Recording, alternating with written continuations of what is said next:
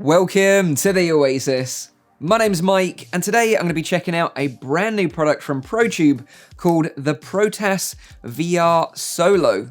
Now, this is an affordable solution to having a flight stick for games such as No Man's Sky, Vox Machinae and UltraWings, to name a few, which I'll be testing out in this video. Now, I get approached by companies all the time to show their products on the channel, and I actually turn down 99% of these requests, as I only want to work with companies that I think offer a unique and quality product.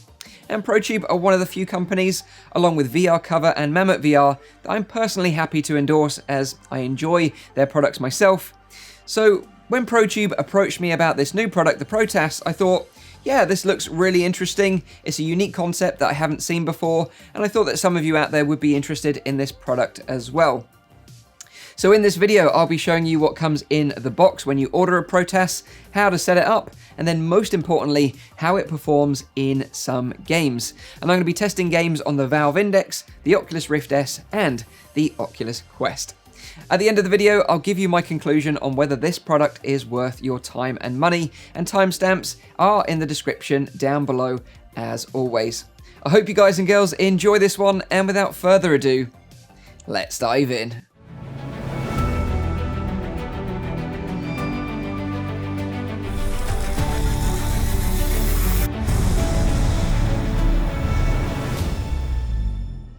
Okay, so let's start with what you get when you order the Protas and how to set it up. When you order the Protas base, you can choose options depending on whether you're left or right-handed, along with different color options to suit your setup. The cool thing is that if you already own a ProTube gun stock with the magnetic mounts, which I've covered in a separate video, those cups are also compatible with the Protas, so you can just order the base alone, which is a nice little touch. The Protas base on its own is 30 to 36 euros, depending on the color that you want. If you don't already own a ProTube with the magnetic mounts, you can simply add a single controller cup based on your VR setup. They offer cups for the Valve Index, Rift CV1, Rift S, Quest, Vive, Windows MR, and the PSVR. Now these cups range from 18 to 27 euros, depending on your controller and the color options that you want. The Protas base itself is a 3D printed design, and it feels very sturdy. It comes with two Velcro straps and a sticky pad underneath to fix it securely to your chair. Now, although the pad is sticky, you can tell that ProTube have put effort into finding quality materials, as it doesn't leave any nasty residue behind when you take it off. The stick in the center is made of a rubbery 3D printed material, which is flexible, but also strong enough to center the stick when you fully let go. At the top of this stick is a magnetic mount for your controller cup, which also has an Allen key bolt to adjust the angle that you need in-game. In terms of controller cups, most of the cups are really straightforward and just require you to slide your controller grip into the cup, which have this rubberized wall inside to help secure them in place. The Valve Index is a little bit more complicated and requires some zip ties which come with the kit to get them fixed to your controller. Fixing the base to your chair is super simple.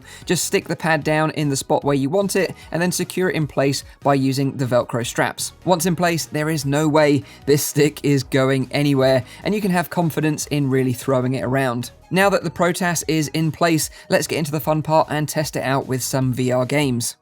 The first game in my testing was No Man's Sky on the Valve Index, and although there are some workarounds for No Man's Sky, the game doesn't officially support the use of a HOTAS, so the Protas is a great alternative to provide a similar experience. It's almost like the Protas was specifically designed for this game, as you're constantly moving in and out of your ship, which really takes advantage of the magnetic mounts, allowing you to quickly take the controller off the Protas base once you've landed on a planet, so you're free to explore. Now, although the Protas works great when flying ships, just be aware that it doesn't work so well when controlling ground vehicles, as the ground vehicles tend to use a central steering wheel over an offset stick. For the best experience, I would definitely recommend trying to align the cockpit layout to your chair and Protas. Otherwise, you're going to be grabbing the virtual stick in-game and then having to move the physical stick onto the mount, which makes it feel a little bit off.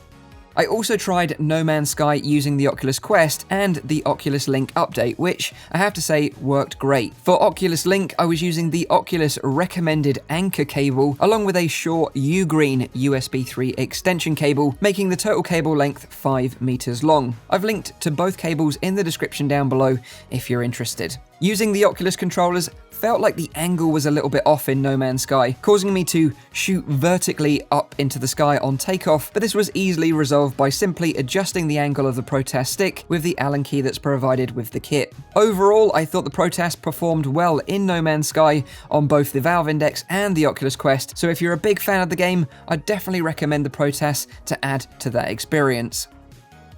Next up was Vox Machinae using the Oculus Rift S. Now this game is a mech piloting game which, just like No Man's Sky, uses virtual stick controls in-game. However, the devs have just recently added an update to support some hands-on throttle and stick setups. But just like my experience with No Man's Sky, aligning the cockpit in-game really makes the world of difference. In Vox, the right stick only controls the mech's rotation and the forward movement is dealt with by the left stick. Kinda makes me think that it would be really cool to have a second Protas set up for the left side. Having two sticks for this game would be totally badass. Controlling a hulking mech in virtual reality is an awesome feeling, and having the physical stick to move around really makes you feel more connected to the game world, and I thoroughly enjoyed this experience. The last game that I tried in my testing was UltraWings, which is one of the very few flying games available natively for the Oculus Quest. Now I had to be a little bit creative with this game though, as the stick for the microlight aircraft is located directly in the center in front of you. So I ended up using a tripod and mounted the Protas to that and aligned the virtual stick in-game in front of me, and I have to say it really felt great to have that one-to-one control in UltraWings. I also found the game was more fun and much easier. I even managed to bag my first gold medal after using the Protas with this game. The only thing with UltraWings is that you can't rotate the controller to control the rudder, which is instead dealt with by using the left stick on the left controller. So although it will take some effort to keep moving around and recentering the headset to get the cockpit aligned, just like the other games, it's definitely worth the effort. So here's my conclusion. The Protas VR Solo is a simple solution for adding a physical flight stick controller to VR games that use virtual stick control schemes. For the best experience, like I've said many times in this video, you'll definitely want to position your chair and the Protas with the virtual cockpit in-game to prevent having that awkward situation where you're not quite grabbing it in the right place, and then you're having to grab the virtual stick and then move the physical controller into place on the Protas magnetic mount. It just feels a little bit off, but once you've got it lined up, it really does feel great. For around €50 for a set, I think it's a reasonable price to add that more precise control and added immersion to your favorite VR game, in my opinion. Now, I did have some concerns about the durability of the rubbery 3D printed material, but the developers assured me that unless you twist it 360 really hard, it's not going to fail. And they stated that they were able to hang off the stick when they mounted it to a wall in their testing to ensure it was strong enough. Now, I know a few flight simmers out there will be turning their nose up at a product like this, as it doesn't substitute a full hands-on throttle and stick setup for a full flight simulation game like DCS World, for example. However, for the games that I played in this video that don't offer full HOTAS support, then this is a great accessory as it gives you a similar feeling. However, you can easily detach the controller from the base when you need to, which I think is a really nice, unique concept. Okay, so there we have it. That's the Protas VR Solo flight stick from ProTube. At around €50 for the Protas base with a controller cup, I think it's a reasonable price to pay. The pre-orders are now open and there's a link in the description down below if you're interested in checking one out yourself. Now, of course, this product won't appeal to everyone, but if you're the kind of person that loves to spend hours and hours in No Man's Sky exploring the galaxy, then a product like this will definitely add to your experience, especially if you can get it set up in the right position. But let me know what you think of the Protas in the comments down below. Is this something that you are interested in, or would you prefer a full-on hands-on throttle and stick and have to go through the rigmarole of setting that up with key bindings, etc.? I'd love to know in the comments down below. Leave a like if you like this video and you found it useful. Make sure you're subscribed for all my future content. And as always, I'll see you on the next one. Cheers.